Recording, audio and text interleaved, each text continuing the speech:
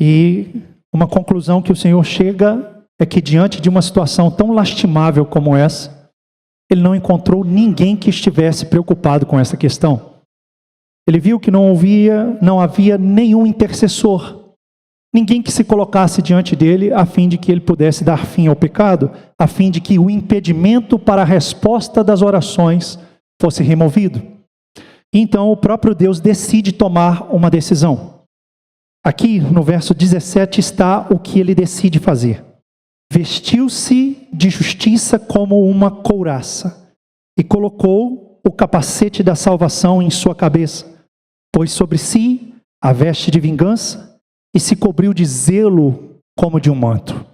Observe, por favor, os dois elementos da armadura de Efésios 6, que são citados aqui no verso 17. A couraça da justiça e o capacete da salvação.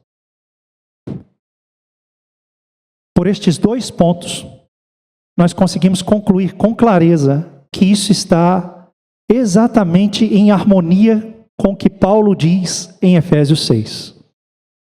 Mas haverá uma outra passagem em que o apóstolo Paulo irá mudar a couraça da justiça. Ele a apresentará, não mais apenas como couraça da justiça, mas a apresentará como couraça da fé e do amor. Quero que vocês olhem essa passagem comigo também, por favor. Abra comigo 1 Tessalonicenses capítulo 5, versículo 8.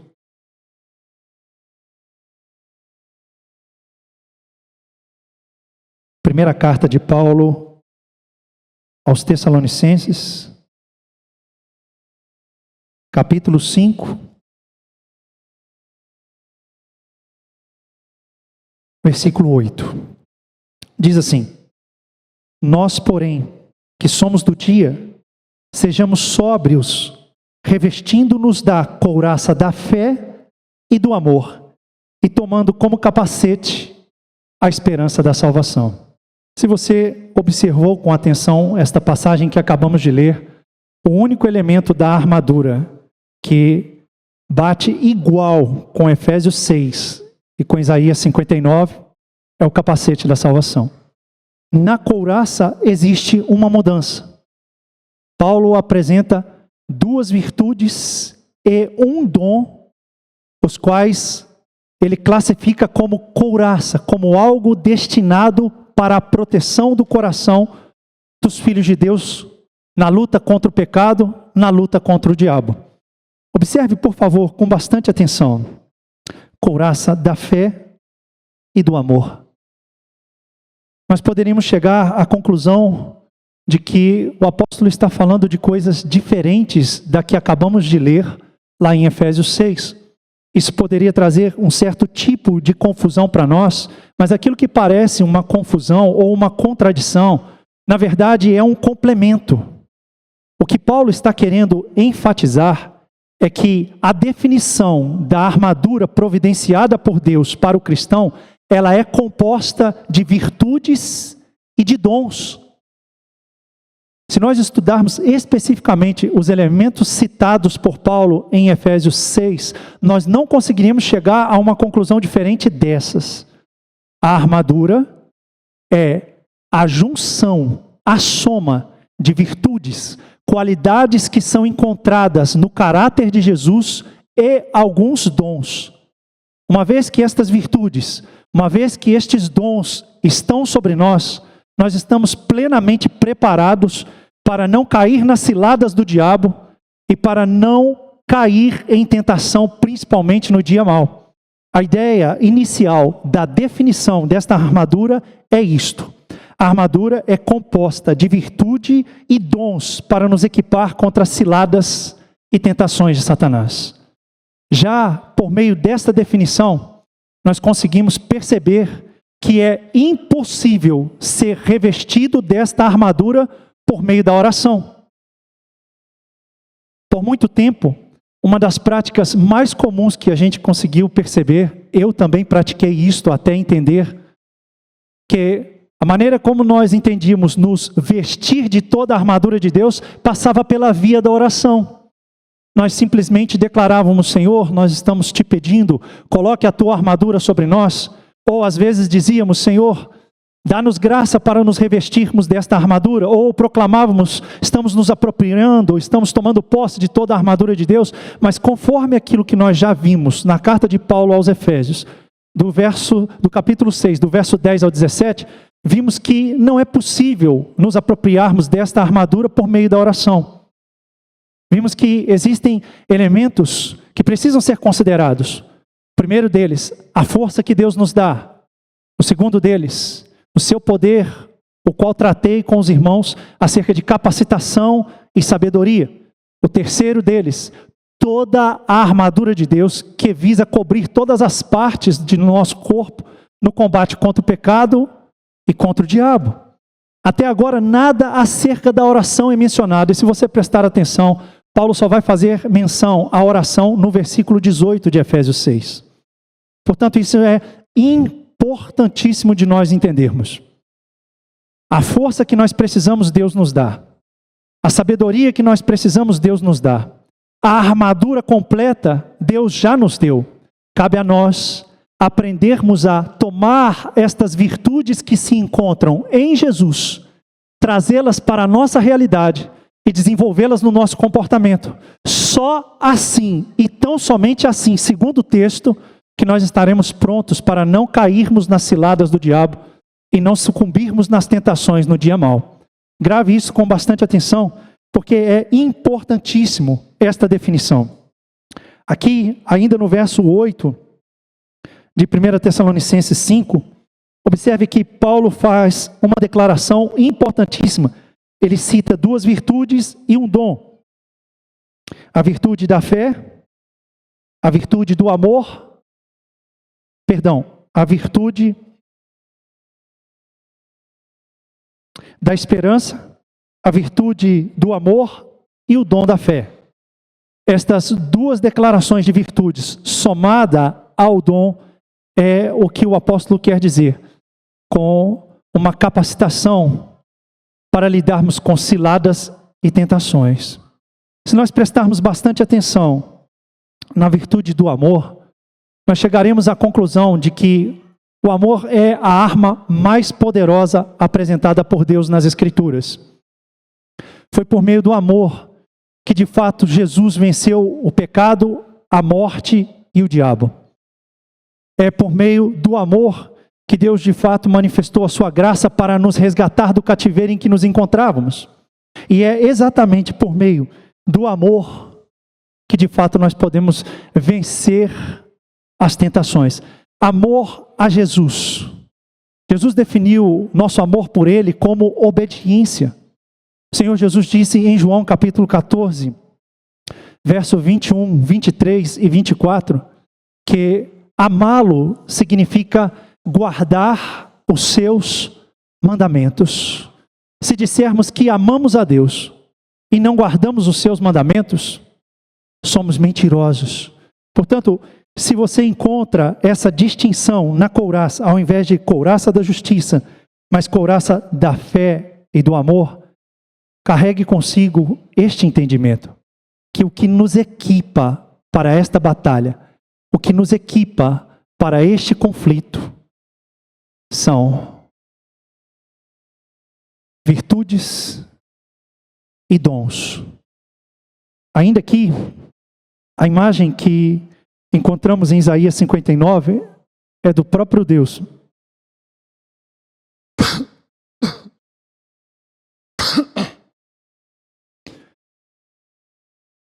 É a imagem do próprio Deus se vestindo da couraça da justiça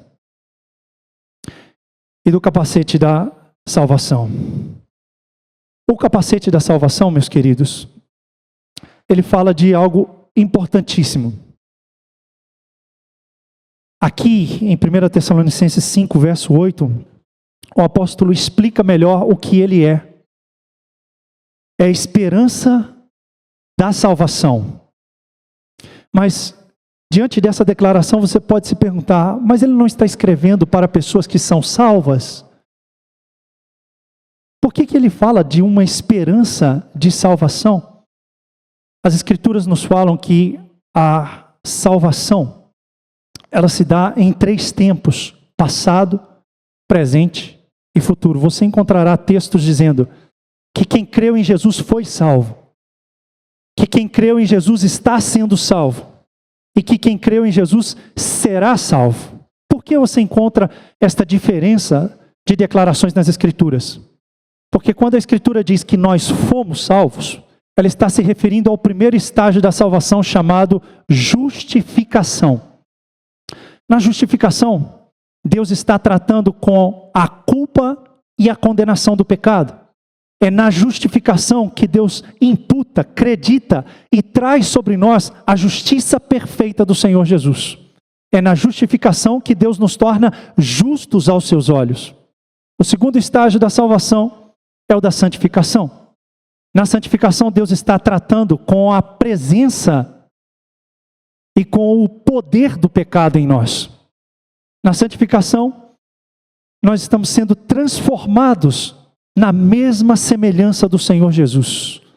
E por fim, o terceiro e último estágio da salvação é a glorificação, quando o Senhor removerá para sempre o pecado do nosso corpo. Quando o apóstolo Paulo fala sobre o capacete, tendo o capacete da salvação, a esperança da salvação, ele está falando do crente que consola a si mesmo com a certeza e a convicção de que a salvação que foi iniciada em sua vida será completada por Jesus até aquele dia. Quando Paulo quer nos dar esta certeza, escrevendo aos Romanos no capítulo 8, ele diz: aos que justificou, a esses glorificou. A ideia é que quando a justiça de Cristo é trazida sobre nós, ela garante a certeza de que Deus completará o processo da salvação, desenvolvendo o caráter de Jesus em nós e nos conduzindo até o momento em que o pecado será removido de maneira plena dos nossos corpos. Uma vez que estamos conscientes de que o pecado ainda habita no nosso corpo, nós estamos sujeitos à prática de todo e qualquer tipo de pecado. Não existe uma só situação descrita nas Escrituras como obras da carne e como impureza do Espírito que eu e você não podemos incorrer. O fato de Deus nos salvar não significa que a gente não possa cometer coisas absurdas. E não é preciso argumentar muito com os irmãos para que nós possamos chegar a essa conclusão. Basta ser honesto consigo mesmo e olhar para a sua vida. Depois que Jesus te alcançou, depois que você teve a convicção de que foi e está salvo, você conseguiu viver perfeitamente em justiça e santidade? Se disser que sim, estará mentindo. Se formos honestos, vamos perceber que mesmo depois de sermos amados por Deus, mesmo depois de sermos alcançados pela sua graça, ainda cometemos muitos erros e muitas falhas.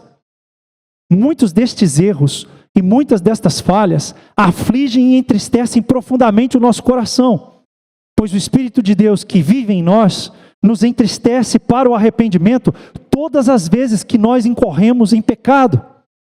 E o crente carrega dentro de si um potencial enorme para fazer o que é bom, assim como para fazer o que é mal.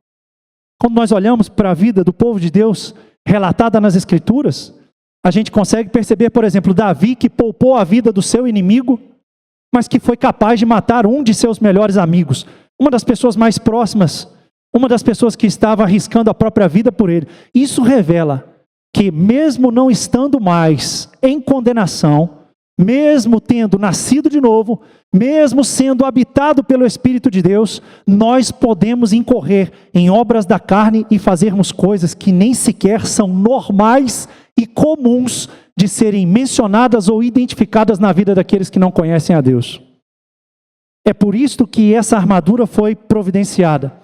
Ela foi providenciada como um recurso para que a gente não caia nas ciladas do diabo e para que a gente não caia diante das tentações que ele traz, principalmente no dia mau. É por isso que nós precisamos entender que essa armadura, ela é composta de virtudes, as virtudes do Senhor Jesus, as qualidades que estão presentes no caráter de Cristo. Se estas qualidades não estiverem em nós, lutar contra o diabo é certeza de fracasso, e de derrota. Observe, por favor, ainda aqui na primeira carta de Paulo aos Tessalonicenses, o apóstolo Paulo vai citar no capítulo 1, no verso 3, que ele encontrou na igreja de Tessalônica 3 virtudes importantíssimas que eles precisavam continuar crescendo e desenvolvendo cada vez mais. 1 Tessalonicenses capítulo 1, verso 3.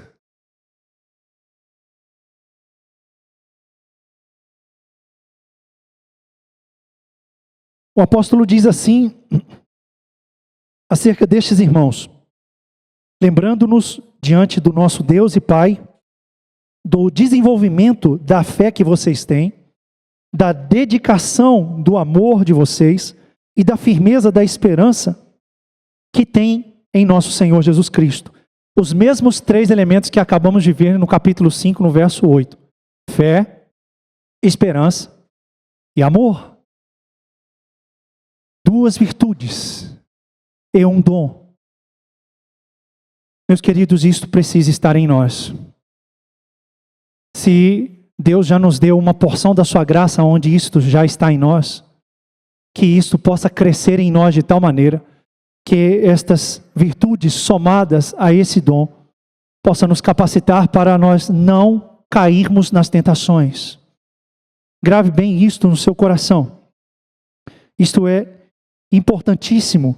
E agora eu quero mostrar a vocês outros textos que vão enfatizar ainda mais a necessidade das virtudes que são encontradas em Jesus no combate contra o pecado e contra o diabo. Por favor, abra comigo Romanos 13. Carta de Paulo aos Romanos, capítulo 13.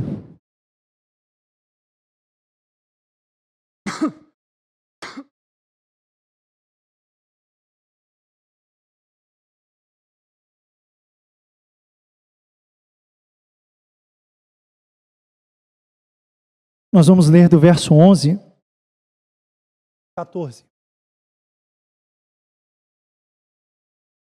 Romanos 13, do verso 11 ao 14. E digo isto a vocês que conhecem o tempo. Já é hora de despertarem do sono, porque a nossa salvação está agora mais perto do que quando no princípio cremos. Vai alta a noite e o dia vem chegando. Deixemos, pois, as obras das trevas e revistamo-nos das armas da luz.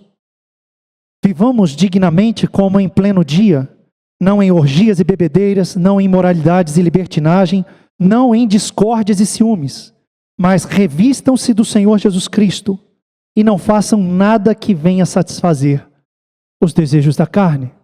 Preste atenção para a expressão que ele usa. No verso 12, armas da luz. Armas da luz são apresentadas aqui em contraste às obras das trevas.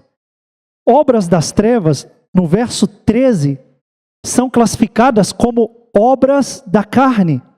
Ao invés dele nos falar de obras que são encontradas como fruto do Espírito, contrapondo obras da carne, obras das trevas, ele utiliza a expressão armas da luz. E armas da luz aqui, meus queridos, é definido no verso 14 como o revestimento do Senhor Jesus Cristo. Armas da luz existem para expelir as trevas de nós. Armas da luz expelem as trevas de nós que são obras da carne. Estas armas aqui, num primeiro instante, elas não são utilizadas para expelir trevas dos outros, mas primeiro e fundamentalmente de nós. E a motivação que Paulo apresenta nesta passagem que estamos lendo para repelir as trevas de nós é a consciência de que o dia do Senhor Jesus está se aproximando. Em outras palavras, ele está dando ênfase e uma grande importância ao momento em que se completa a nossa salvação. Ao momento em que o pecado será removido de forma definitiva do nosso corpo.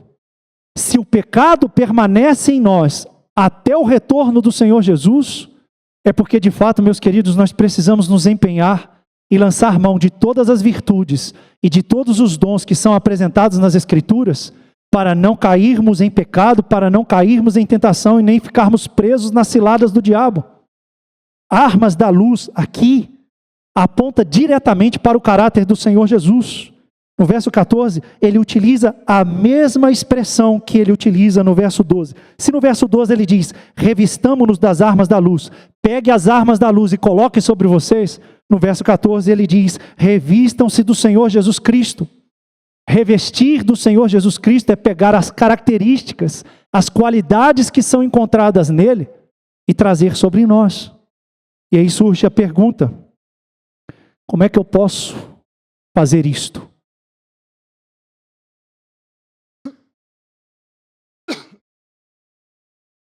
De que maneira eu posso fazer isto? A primeira maneira que o Evangelho nos aponta é nascendo de novo. Se eu não nascer de novo, é impossível que estas armas me sejam dadas. Mas se eu já nasci de novo, estas armas, que são qualidades encontradas no Senhor Jesus, me são comunicadas por Jesus à medida em que eu me relaciono com Ele. É fruto de comunhão, é fruto de relacionamento, é fruto de estreitamento, de convívio com a pessoa de Jesus. Não existe outra forma apresentada pelo Evangelho como estas virtudes nos são comunicadas. Portanto, ter as características do Senhor Jesus é um fruto imediato de se conviver com Jesus. Andar com Jesus nos torna parecidos com Ele. Andar com Jesus remove nossas máculas, nossas rugas e nossos defeitos e nos dá virtudes que nós não temos. Uma outra expressão que nós vamos encontrar na segunda carta de Paulo aos Coríntios, no capítulo 6, no verso 7. Por favor, abra comigo, para que nós possamos ver. O apóstolo chama essas expressões de armas de justiça. 2 Coríntios, capítulo 6, verso 7.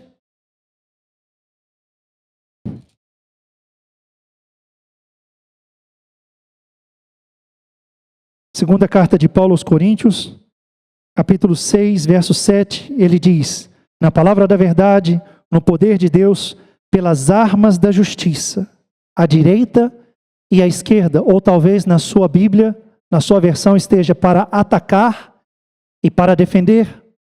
Observe que aqui ele menciona justiça como uma arma. Justiça não é um dom, justiça é uma virtude.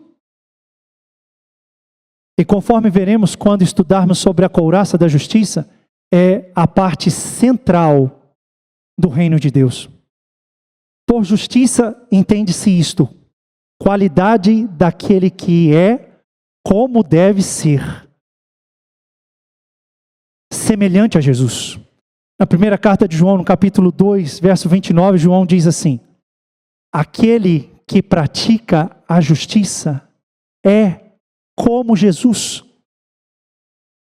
Sabemos que todo aquele que pratica a justiça, que anda em retidão, que vive em conformidade com a vontade de Deus, é como Jesus. Importante, meus queridos, que a gente perceba que armas da justiça aponta para caráter, aponta para virtude, aponta para uma qualidade que se encontra no Senhor Jesus. Ainda nesta segunda carta aos Coríntios, no capítulo 10, olhe comigo, por favor.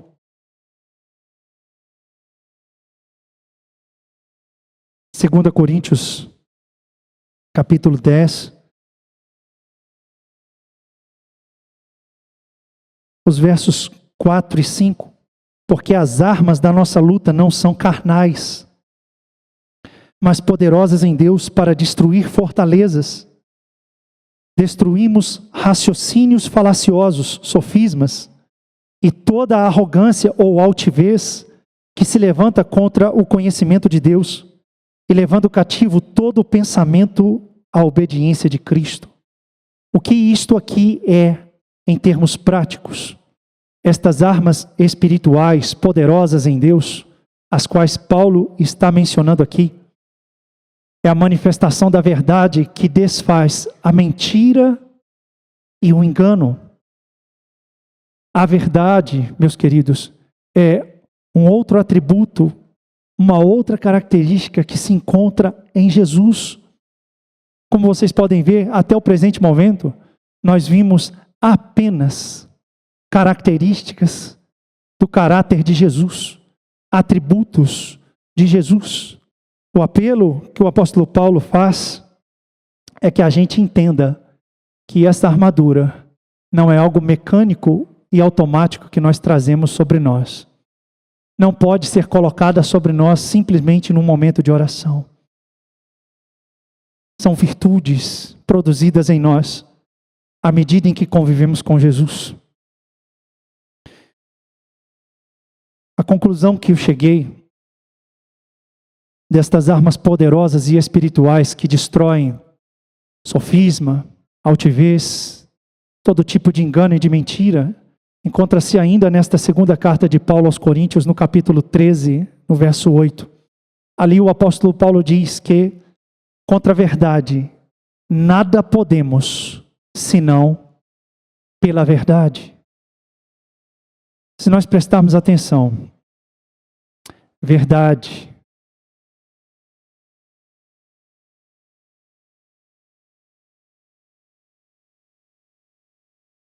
se nós prestarmos atenção, verdade, justiça, esperança, são coisas que nós encontramos no caráter de Jesus. Se nós não tivermos estas coisas, é impossível não cair nas ciladas do diabo, não cair em tentação no dia mau. A ideia do significado da expressão armas é uma ferramenta e um implemento que você utiliza sempre que for necessário. No Novo Testamento, nós vamos encontrar 5 ocorrências da palavra arma. A primeira delas está em João 18, verso 3, onde ali o Senhor Jesus vai ser preso no Getsêmani por homens que vieram por ordem do sumo sacerdote com armas para prendê-lo. Nesse momento, a palavra arma é arma literal mesmo. Mas num segundo momento, em Romanos capítulo 6, verso 13, peço a você que abra sua Bíblia comigo lá.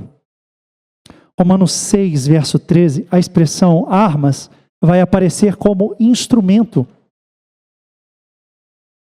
E esse é um ponto bastante interessante, porque ela aparece como instrumento para a nossa luta contra o pecado. Carta de Paulo aos Romanos, capítulo 6.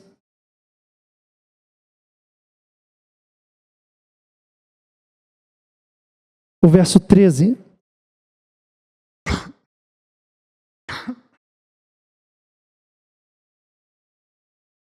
Neste capítulo, o apóstolo está falando sobre a nova vida que nós temos em Cristo Jesus. E ele diz assim: não ofereçam os membros do corpo de vocês ao pecado como instrumentos de injustiça, mas como pessoas que passaram da morte para a vida, ofereçam a si mesmos a Deus e os seus membros como instrumentos de justiça. O apelo de Paulo aqui é que, se de fato a vida de Jesus está em nós, se formos libertos do pecado, da morte e do poder do diabo, a nossa maneira de viver deve ser caracterizada pela virtude da justiça, não vivendo na prática do pecado, não vivendo de novo naquele estado do qual nós fomos resgatados. Eu não sei se você já viveu uma experiência assim, de ter socorrido uma pessoa que tinha dívidas, Havia alguém endividado que pediu a sua ajuda. Você foi lá, pagou a dívida daquela pessoa para socorrê-la, e poucos dias depois, você descobriu que ela tinha uma dívida maior do que aquela que você pagou. Fez algum sentido para você aquela dívida ter sido paga? Mudou alguma coisa na vida daquela pessoa? A resposta é não. O que a graça do Senhor Jesus tem em vista não é apenas o perdão dos nossos pecados, mas principalmente a mudança do nosso estado. Se essa graça está sobre nós, nós não podemos permanecer na prática do pecado. E como recurso para lutar contra o pecado, Paulo nos apresenta o caráter de Jesus. Paulo nos apresenta as virtudes do Senhor Jesus. A ideia aqui em Romanos 6,13 é que o nosso corpo seja uma arma na prática contra o pecado, um instrumento para a prática da justiça. E as outras 3 ocorrências nós acabamos de ver. Encontra-se lá em Romanos 13,12, armas da luz. Em 2 Coríntios 6,7, armas da justiça. Em 2 Coríntios 10,4, armas espirituais e poderosas para desfazer engano e mentira. Em outras palavras, arma de verdade. Não apenas a verdade como o ensino de Deus, mas como a verdade, como alguém que não mente, que diz sempre a verdade. A conclusão que eu gostaria de trazer para os irmãos hoje sobre esta armadura encontra-se nisto. A Escritura nos ensina acerca da armadura de Deus uma junção de virtude e de dons. Acerca dos dons nós não vimos nada hoje, veremos futuramente. Mas hoje eu gostaria que nós pudéssemos terminar abrindo uma promessa mencionada em 2 versículos diferentes.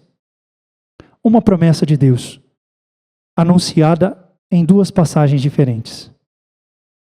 Primeira passagem, Salmo 108, verso 13. Por favor, abra comigo Salmo 108, verso 13.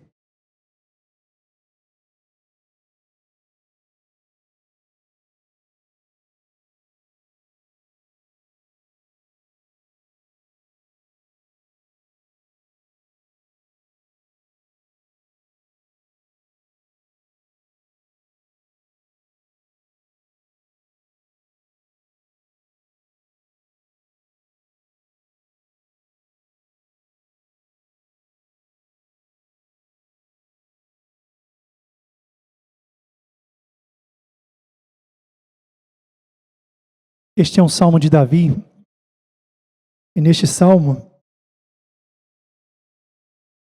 Davi está declarando que Deus concede vitória ao seu povo.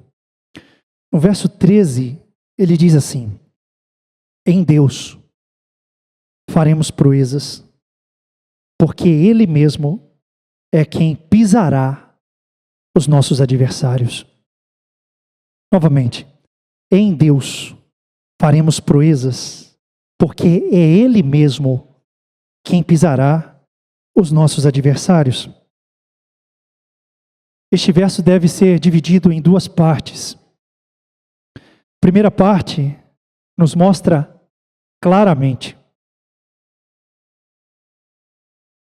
que nós somos totalmente dependentes de Deus. É por meio da força que Ele nos dá, é por meio da sabedoria que Ele nos dá, é por meio do poder, da autoridade que Ele nos dá, que nós alcançamos algum avanço ou alguma conquista contra o inimigo. A ideia de proezas aqui é a realização de coisas que naturalmente nós não conseguimos por nós mesmos. É algo que está acima das nossas forças, acima da nossa habilidade, acima da nossa capacidade. O fato de ser nele que nós conseguimos realizar tais proezas deve nos chamar a atenção que Isso não significa que nós devemos cruzar os braços e esperar que Ele faça tudo por nós. Existe uma parte que pertence a mim e a você. Quando nós nos depararmos com situações extremamente complexas, difíceis, até mesmo dolorosas, lembre-se que cada uma dessas situações nos oferece uma oportunidade de buscar a Deus. Quando as tribulações se intensificarem, quando elas baterem na nossa porta, quando você souber que está diante de algo muito maior que você e não souber o que fazer, lembre-se que tudo o que você precisa está em Jesus. Busque-o, porque nesta promessa nos é dito claramente que por meio dele, das forças e da capacidade que ele nos dá, nós seremos capazes de realizar coisas que naturalmente nós não realizamos. Esta é uma promessa que traz grande consolação aos nossos corações. Porque quando falamos de lutar contra o pecado, quando falamos de lutar contra o diabo, sinceramente, só de mencionar estas duas coisas, comparando com a nossa realidade de vida, o coração já tem naturalmente um desânimo. Já tentei tantas vezes, não consigo, não dou conta. Parece que quanto mais eu me esforço, pior fica. Eu dou 2 passos para frente e 3 para trás. Se você tem essa sensação, e se você tem coragem de confessar isso acerca do seu próprio estado, lembre-se disso daqui. Em Deus faremos proezas. Como? Nele.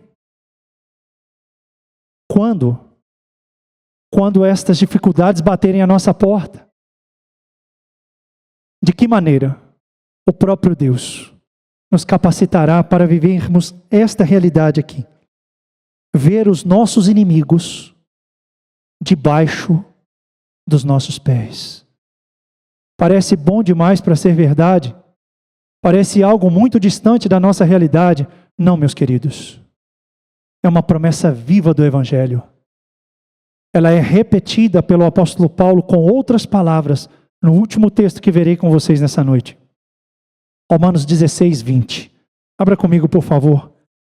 Carta de Paulo aos Romanos, capítulo 16.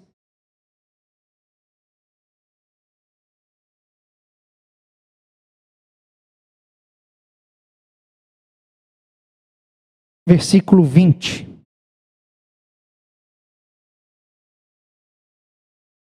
E o Deus da paz, ou o Deus de toda paz, em breve esmagará Satanás debaixo dos pés de vocês. A graça de nosso Senhor Jesus Cristo esteja com vocês. Aqui o apóstolo Paulo, antes de encerrar sua carta aos Romanos, deixa claro que o Deus de paz em breve esmagaria a Satanás debaixo dos nossos pés. O que isto aqui significa? O Deus de paz.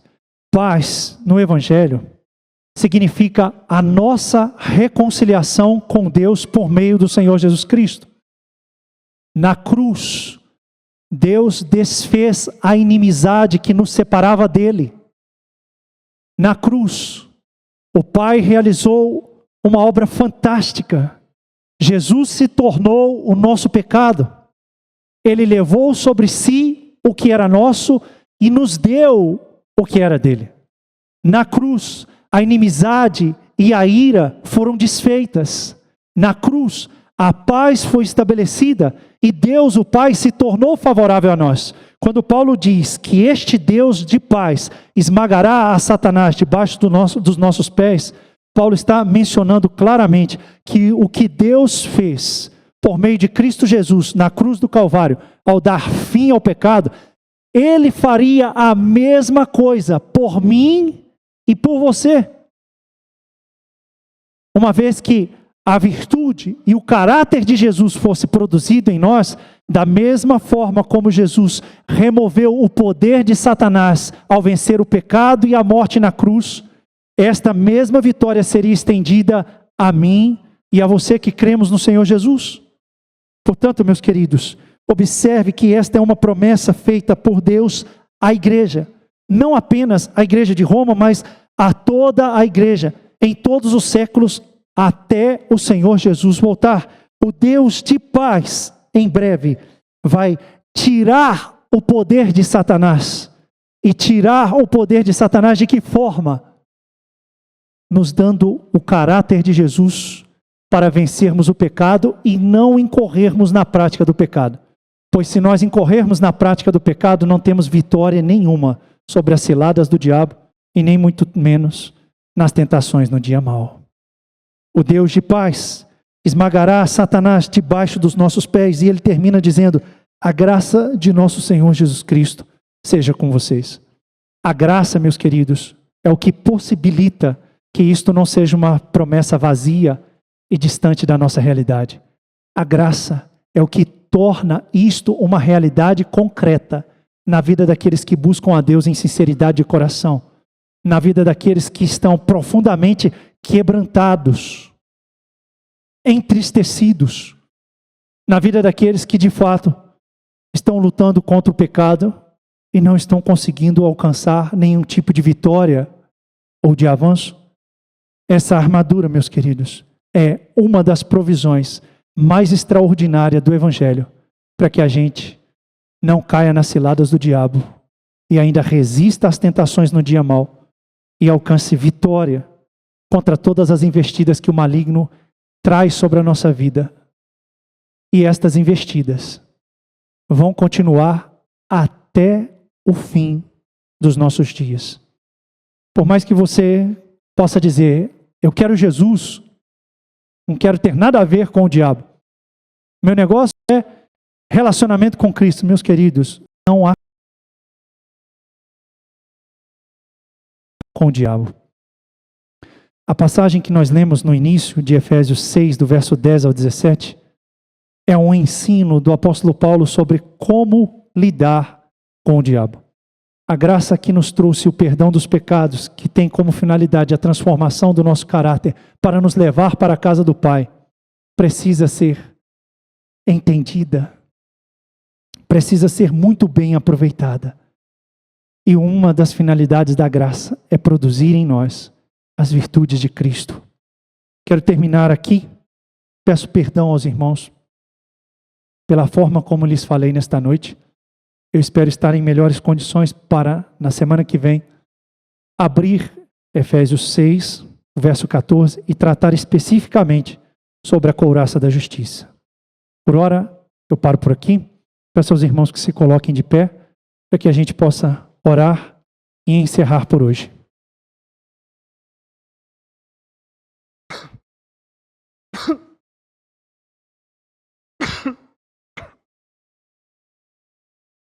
Erga sua voz e com suas próprias palavras,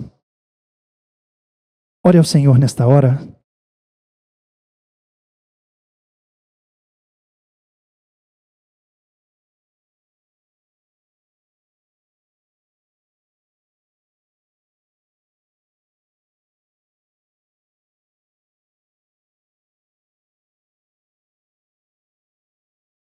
Pai, nós te agradecemos pelo Senhor nos dar a sua graça.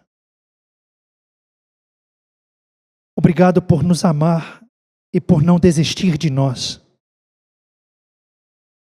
Obrigado por nos mostrar que o Senhor é fiel e poderoso para cumprir sobre nós todo o bom propósito do teu coração. Te agradeço, Pai, porque a tua graça é rica e abundante.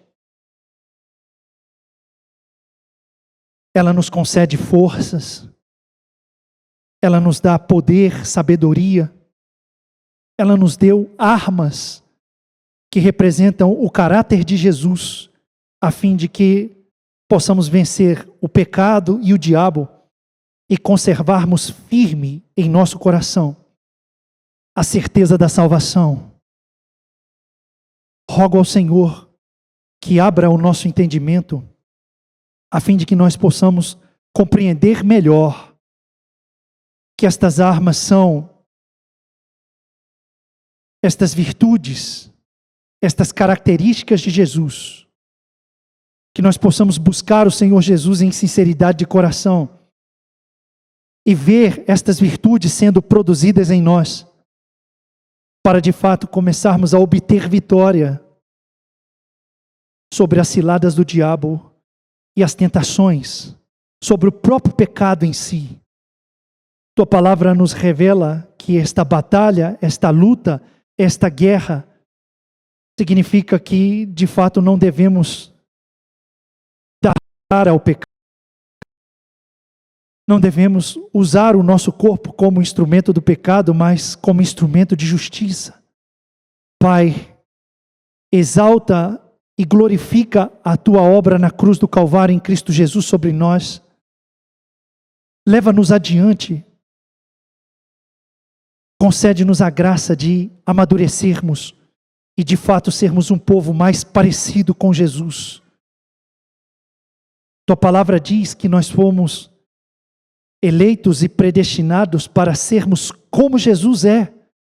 Tua palavra diz que o teu propósito eterno é que Cristo seja o primogênito dentre muitos irmãos.